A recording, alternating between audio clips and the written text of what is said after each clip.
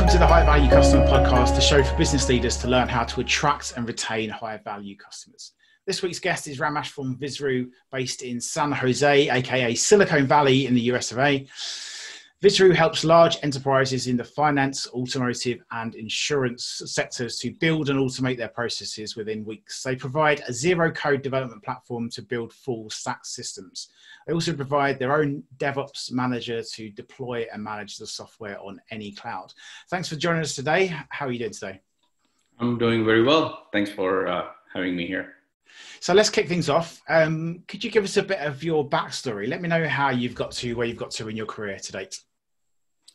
Yeah, so I started as a consultant about '98. So I had about 22 years I've been in this business, and then I worked for Dell, VMware, and quite a few large enterprises.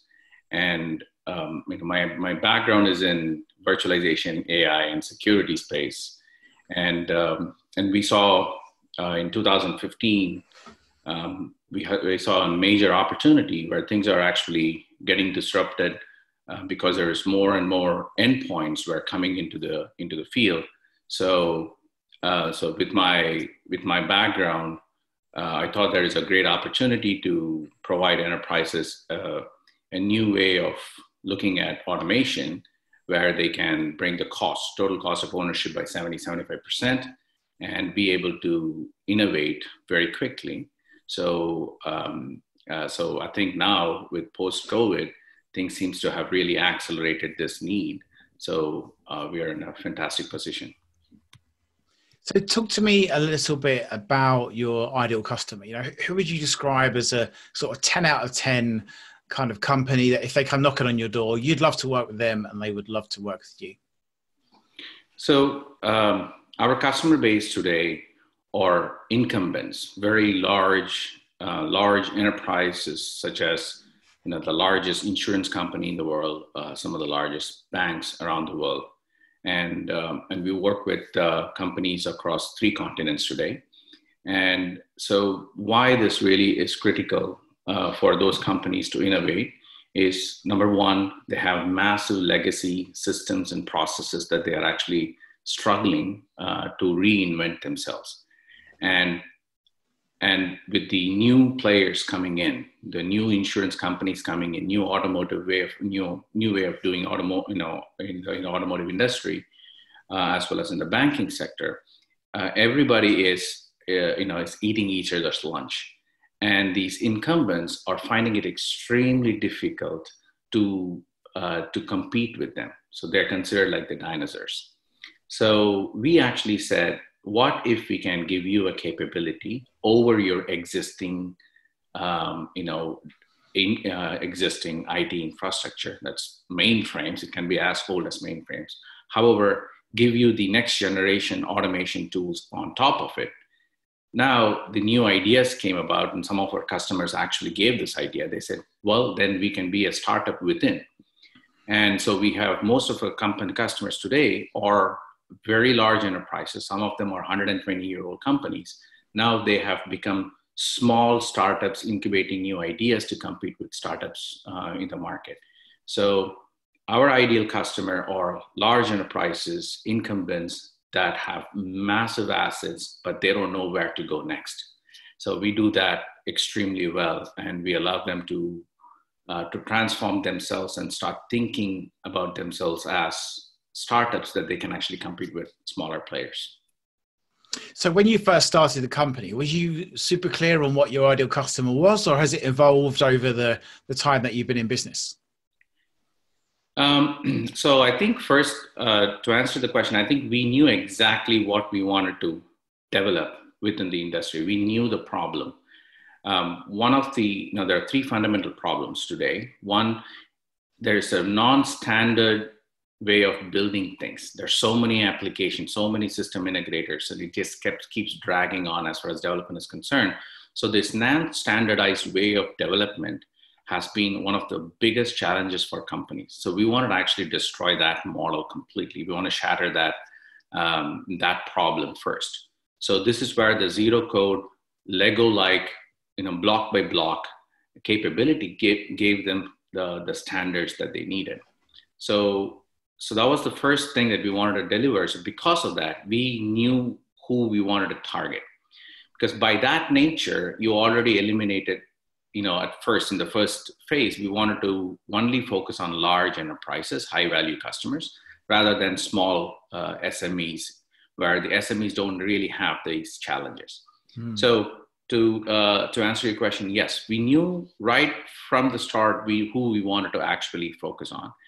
And we still have, handful of customers, but they are 50, $60 billion companies. So we knew that our Rolodex will be small, but the value that we bring is absolutely transformative. So it's a high value product for high value customers, but still the volume will continue to be not as big as, what you get in SMEs. So did you have, it sounds like you knew quite well the type of companies like before you started the business. Was that because you had an experience working with those? So you kind of knew the problem, like you say, you knew the problem that you wanted to fix before you started the company? Yeah, I talked to a lot of entrepreneurs. I provide quite a bit of coaching to a lot of people, and they ask this question, and like, how did you know? What I tell them is you have to know why you're starting the company in the first place.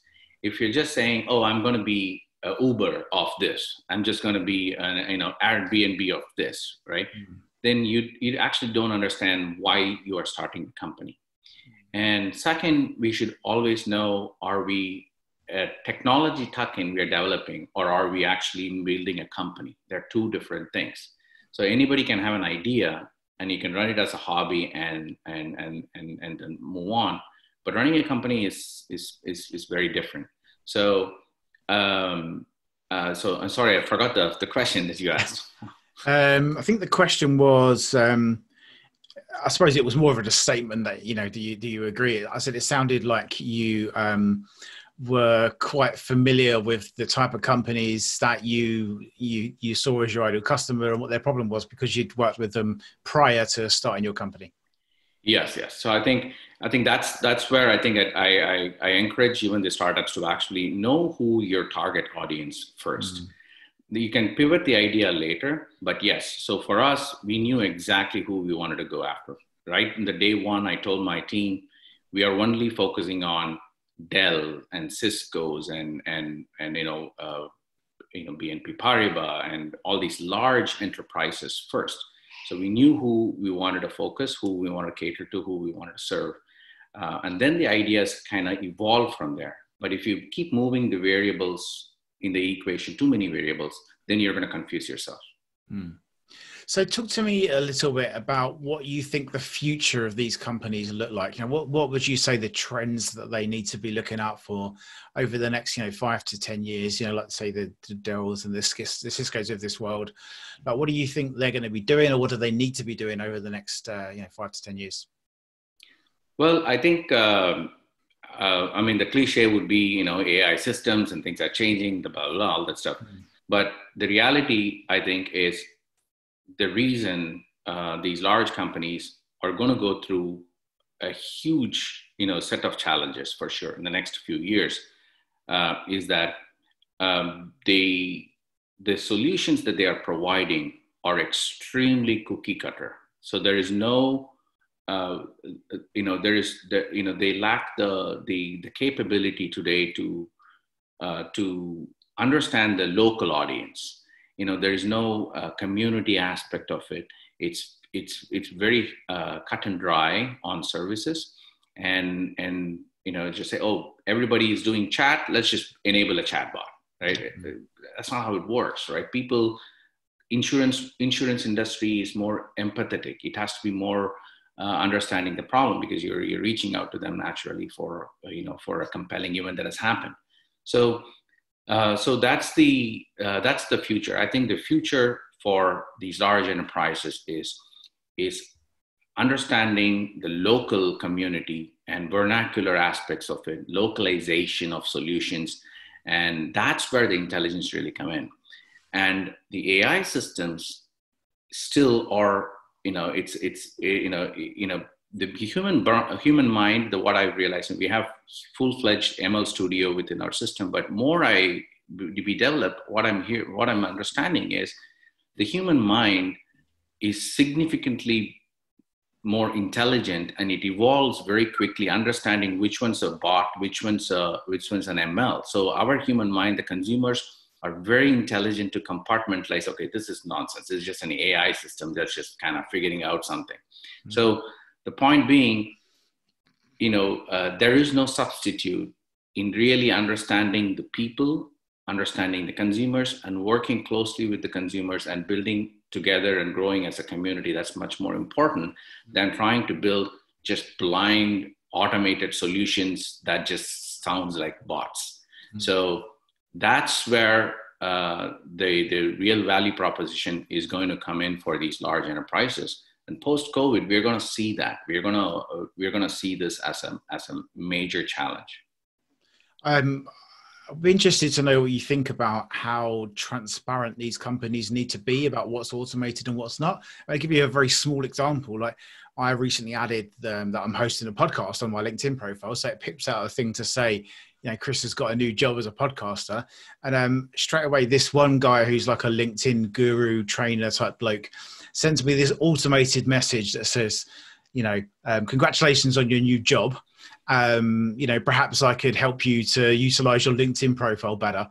And it might be just because I understand more about how that works and how robotic that reply looked like. But I straight away replied and said, seems like an automated message. Does it actually work? So to me, it seemed like very disingenuous. Like, he didn't seem like he actually cared.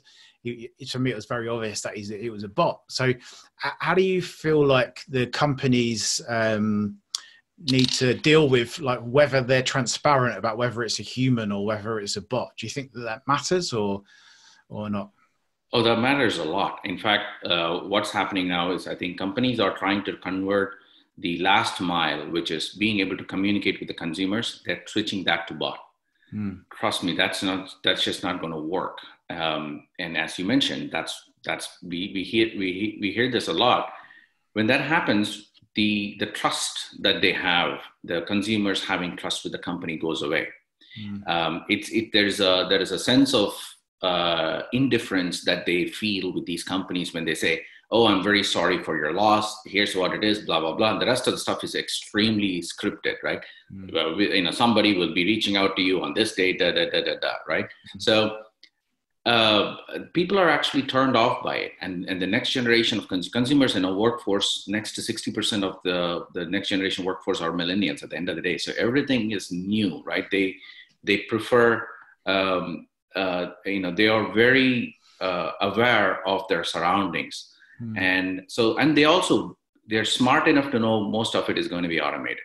So push that to the back end engineering, 90%, 80%, make that automation automated. However, the last mile, that is when you're talking to consumers, that has to be genuine. That has to be human to human interaction.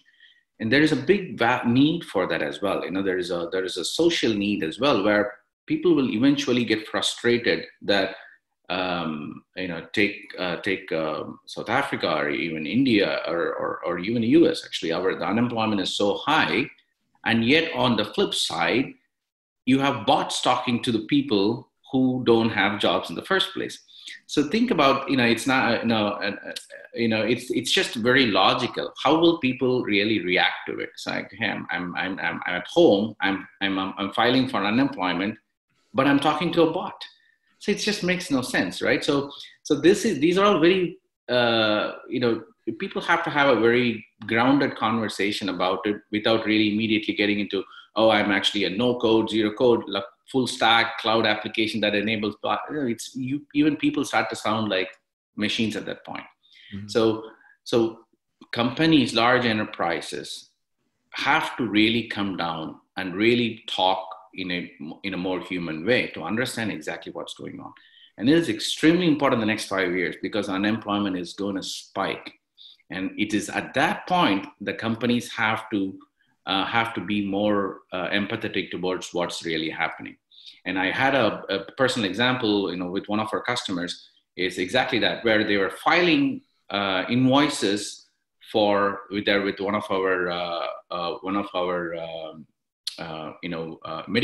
of our customers in the life sciences. So that's the challenge that they mentioned, because they are filing for COVID, and every answer they're getting is somebody, I'm very sorry about this thing that you have, but somebody will be with you. So it gets frustrating, and you want to kind of make sure that you're not patronizing the community by making everything into a bot and pretending like we care. For me, I feel like if I can get whatever I want out of a company quicker because I'm talking to a bot, then that's good. The point at which I can't get what I want out of the bot, I want to talk to a person.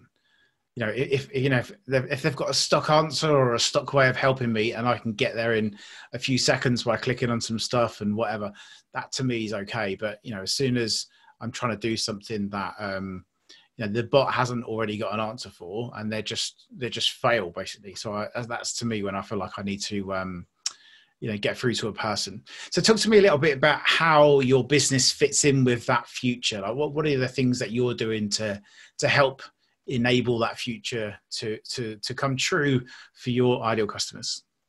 So number one, I think we also, rather than pontificate, we also really work closely with the customers where the challenges are.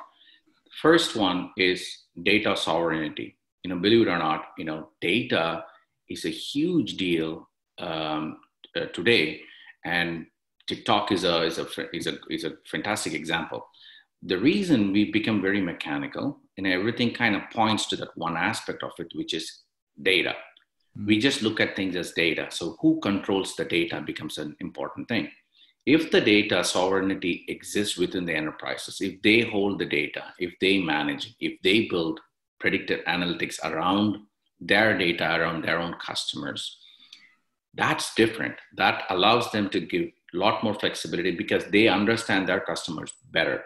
So what we tell our customers is first focus on data sovereignty. For anyone who doesn't understand that, could you just clarify what data sovereignty means? It's simple. We talked to, in South African, we had a conversation with a few of the government officials in Africa as well. We said, your consumers are buying things, they're purchasing, they're using tools that are available like WhatsApp and all that stuff. But the data is yours. Your consumers has to own that. So your government can use it for better purposes, for employment, to help them with the entitlements and all that stuff. So one of the challenges that we ask the emerging economies is who is holding that data? So you can't just take the apps for free and then give the data away, where only 3 or 4 companies in the world hold and manage that data set. So you need to democratize the data first.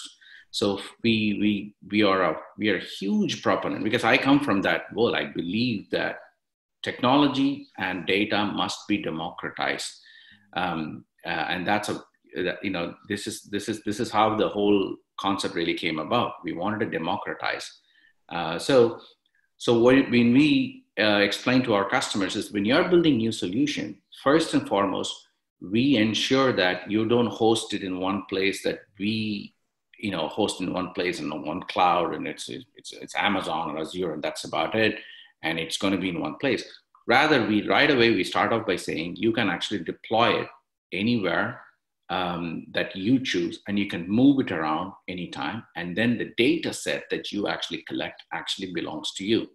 Then you have a faith with your customers there, where the customers understand that the data does not move away, it doesn't get sold, doesn't get anonymized, and they don't get manipulated in any way.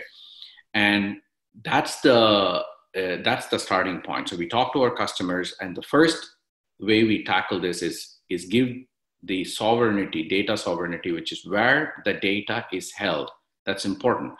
And that came about, to be honest, is because of GDPR compliance in Europe. It's just, it is, as you think about how GDPR formed, it's actually quite brilliant. They, every question, everything that we took for granted on data, whereas, oh, it's okay, my data is stored somewhere else. Okay, somebody can be using it. And we started really making jokes about it, saying, if you're not paying for it, you're a product. No, that's not an acceptable model. You're not paying for it, you waived that I'm not going to pay for it. So there is already a relationship that's built.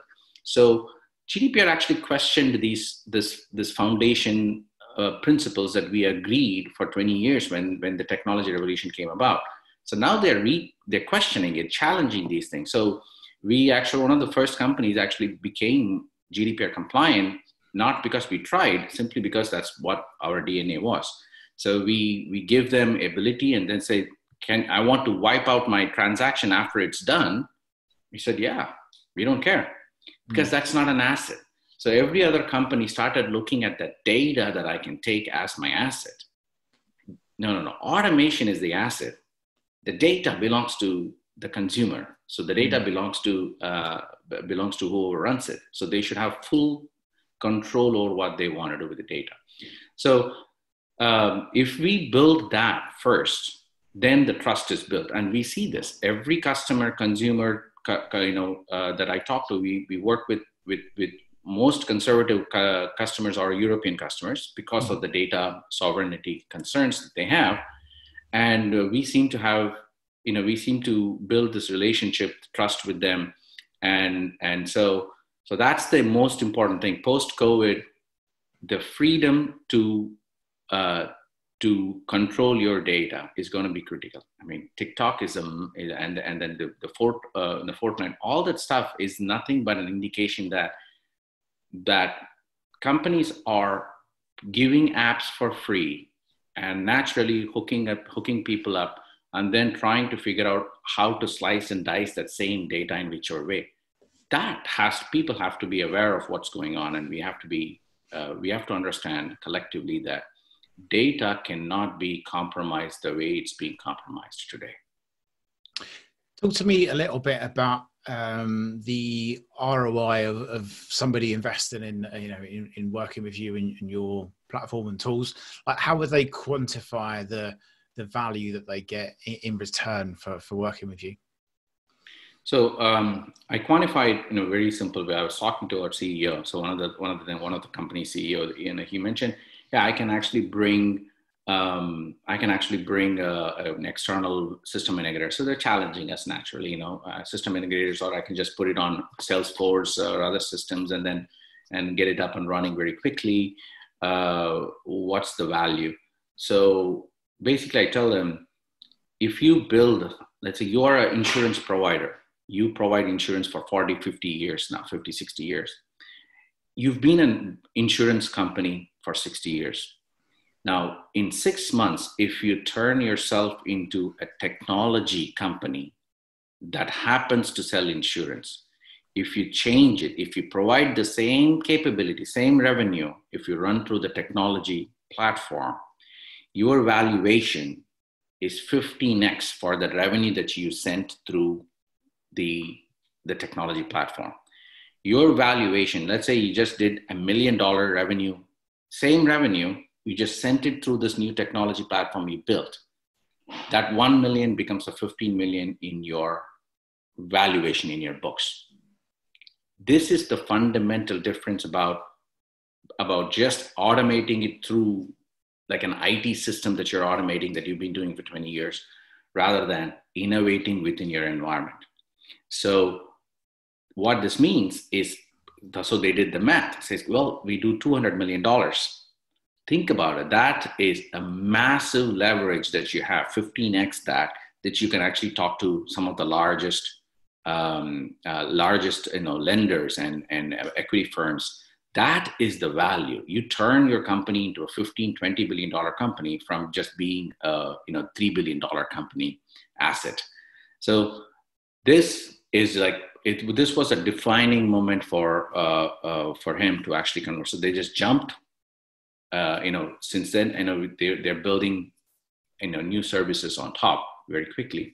So that is the value. I try to explain this, and I think it's, and I would like to stress that your valuation, if you turn yourself into a tech company first, technology first, that provides insurance, that provides, manufacturing, that provides banking, then your valuation is very different.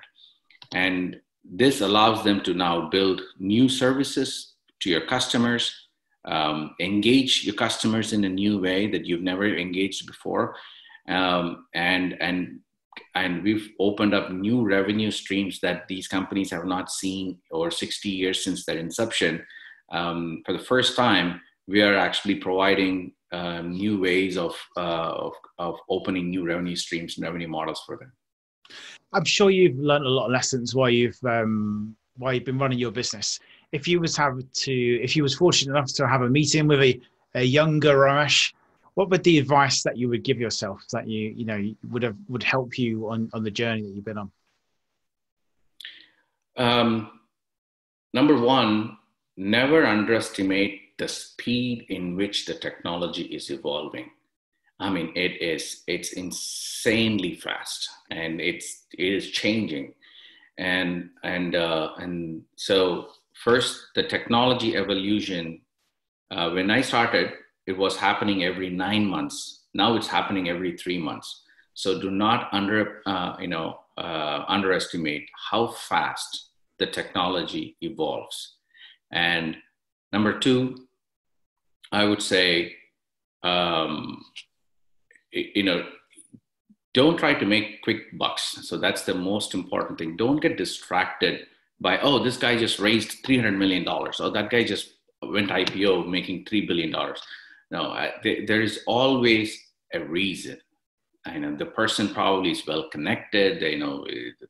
Done this so many times. Whatever the reasons may be, that is few and far between. There is no quick bucks option in the world. You have to put your, work hard and work and stay with the company for 8 years. So that's the important thing. There was tremendous anxiety when I first started to see, oh, was it right? Was it not? Competition, or he raised so much, they raised so much, and all that stuff. So now, I know that's the one of the big advice that I would give. Number one, technology does evolve extremely fast. And second, don't get anxious about what others are doing. Keep your eye on the ball, focus, be very confident about the solution, the value you are providing to your customers. And your journey is absolutely yours. You cannot travel on someone else's footsteps. And the last one, don't be an ideologue. You are wrong probably 60 to 65% of the time. And the last 10 years, what has happened because of, I would say, Facebook just having a like button on it, I wish it had an unlike button, because 99% of the time, people will click unlike on yours. So we've gotten to this mindset that we are never wrong. So what happens is if 70% of our decisions are wrong, we only hold on to the 30% when we were right. And this psyche has seeped into us in politics, in the thought process, in everything else that's going on in the world. And it's extremely prevalent in the technology world. We think we are right. And I think it was Burton Reynolds who said,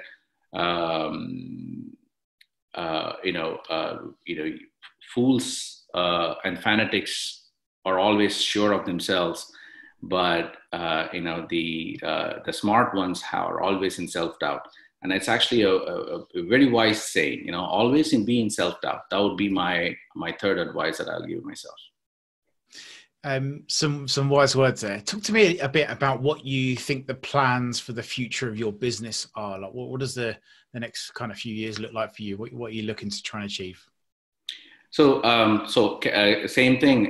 We've learned 5 years. We've done extremely well with large enterprises, and then now what we've actually started to see is actually there is a ton of opportunity in the SME world that we didn't have the bandwidth to focus. So we're launching about 60 apps on our own platform. So from CRM system to service desk. So everything is actually very nimble, mobile only. Everything is bot driven and only mobile system. So what we're launching is a series of applications for SMBs that is going to cost, if a competitor charges $100 per user per month, ours is going to be, I think we're going to set it at like $3. So it's going to be ridiculously inexpensive, where we're launching it in October, and that's our first pilot. We're just going to, hand it over just like how Slack did it. So we are learning from the new players and figuring out how they're taking over these behemoths in the industry. And we love that idea. So that's what we're going to be providing. So we are now focusing next year on capturing the SME market by giving specific apps that they would use at an extremely low cost, where it's a no-brainer to actually come on board. And we expect to sign probably about 150 to 200 customers in the next 9 months. How are you able to take out 97% of the cost? Is it because you've already built the app and you're just deploying it to a different type of person, or? Yeah. So number one, we are a zero code platform. So we basically just 3D print apps now. So anything that you want, you can just kind of print it. So it's exactly the same model as a 3D printer. And it's artisanal. You build what you want, and now you can actually print these apps. So what this means is what has taken ServiceNow or Salesforce and all these companies naturally for 15 years. Now you can actually, with our platform, you can actually deploy them in about 8 to 10 weeks. So it'll have 60% of that, but SMEs actually need only 15 or 20% of what these massive companies actually offer. So we are focusing on SMEs and removing all the unnecessary baggage that these systems really need. And then second thing is reusability. Whatever that you use on the CRM system, these platforms, the workflows and all that stuff that you have, decisioning workflows and so on, everything is reused. So we don't waste anything within our platform. So if you build something, we make it reusable so that it can be used everywhere else. So as we do this, eventually, the new capabilities you want to build has already shrunk to only about 15, 20%. Rest of them is exactly the same. So this is why we are able to bring the cost by about 80, 90% and still be very profitable. So we still think that would be a very profitable business model. And the other aspect is we just don't care about taking so much margins out of the customers. And we would rather, give back and hold and retain and build this relationship with the customer, because we are not in any pressure to prove where we are, because our existing model, the enterprise model, is working extremely well. And we are exploring new revenue models. So we're not under pressure like most other companies are in. So which is why I think once we say this is what's going to cost you, customers are going to believe us and jump on board. And is it like a different go-to-market strategy? Will it be more like a self-serve kind of put your credit card in and buy, which I assume your enterprise isn't that kind of simple? That is correct. Enterprise is a longer sales cycle. It's a high value thing, and it's for probably 500 companies in the world, 1,000 companies in the world are the ones who would afford it. But this one is, yes, self-serve, click, go, pay as you go. It's free to start off with first five consumers. It's easy to go. So, there's almost 250,000 customers in the market who are interested in this. And the gap has been created. That's the most important thing. Right now, what happens is all these companies that are providing these endpoint services, they've all moved up the value chain. They're focusing on big companies too. So the SMEs have been left behind. So they're confused as to what do I really need to do bare minimum to get this thing up and running. So what's the strategic reason why you've kind of gone from enterprise to SME or SMB? Is it because there's a bigger opportunity, or what was your reason? No, we haven't moved away. So we've just created an SME option. Yeah, we've diversified, exactly. So in the large enterprise, we are selling the platform that builds them. Yep. But for SMEs, we are selling the endpoint services. Right. So it's kind of like if you take the 3D printer model, I can sell the 3D printer for few folks, but I can actually make make these things out of it, and then sell these as well. So whoever wants the product, they can purchase the product. Whoever wants a printer, they can purchase a printer as well. So it's a totally different business model, but you're just utilizing the same things in a slightly different way. Yeah, reusability, man. That's going to be the future. Reuse everything. So we're getting close to the end of the interview. So one of the questions people often quite like trying to answer is, you open up your app on your bank and you find an extra $100,000 in there that you suddenly have that you can spend on something on your business that you haven't budgeted on. So perhaps something that you would like to have done that you haven't quite managed to justify the investment on. But what would you spend that $100,000 on if you was fortunate enough to just find an extra $100,000 that was available to invest in your company? If I had a budget, which we kind of do already now, but if I had the $100,000, I would spend it back into the community. I see there is a dichotomy, there is a paradox here where we sell automation, but I go everywhere, all over the world, and I haven't done it in recently. But I also feel that the stress, the distress that the automation is actually bringing to the table for the community as well, and so we started working on a social initiative called TIME, where the TIME stands for Training, Internship, Mentoring, and Employment. So we work in Nigeria, in started working in South Africa, in India as well.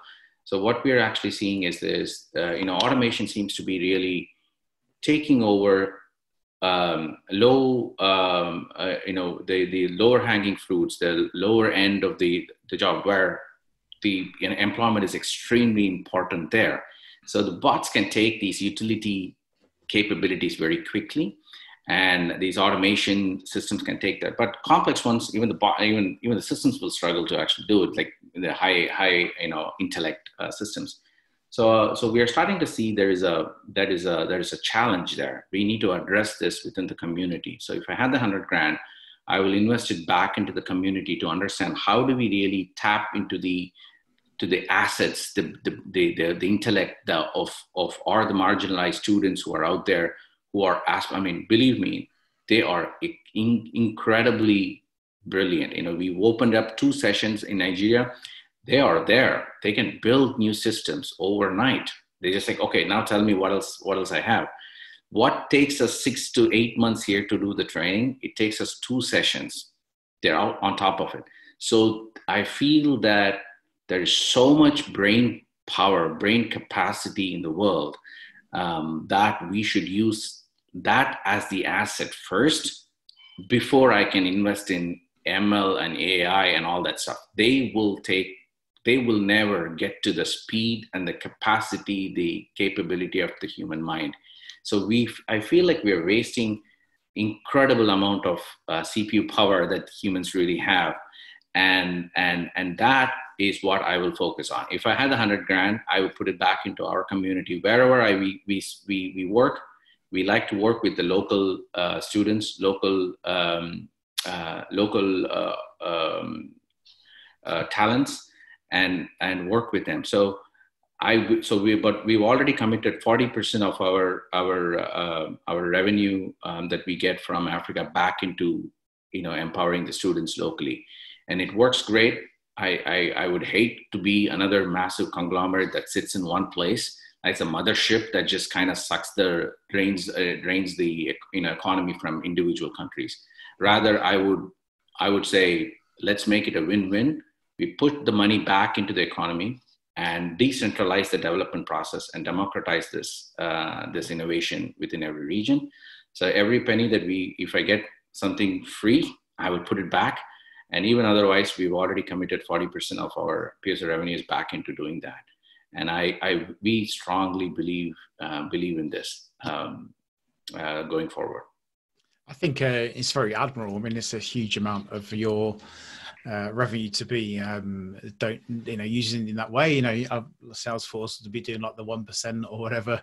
It's a very big pie chart to have 1% of, but 40% is a pretty sizable contribution. So we're kind of close to the end of wrapping up the interview. So I've got a couple of quick fire questions for you. First one is your favorite business book. World is flat. The what? Sorry. The world is flat. The world is flat. Yes, it's a fantastic book for entrepreneurs. I urge everybody to pick it up. It talks about how the trade, equates itself, where the tipping point happens. And speaking of which, my second favorite book is Tipping Point. It's very important. It's a wonderful book. Your favorite quote? Well, I mentioned earlier, fools and fanatics are always sure of themselves, but the intelligent ones are always in self-doubt. Very good. And your favorite TED Talk?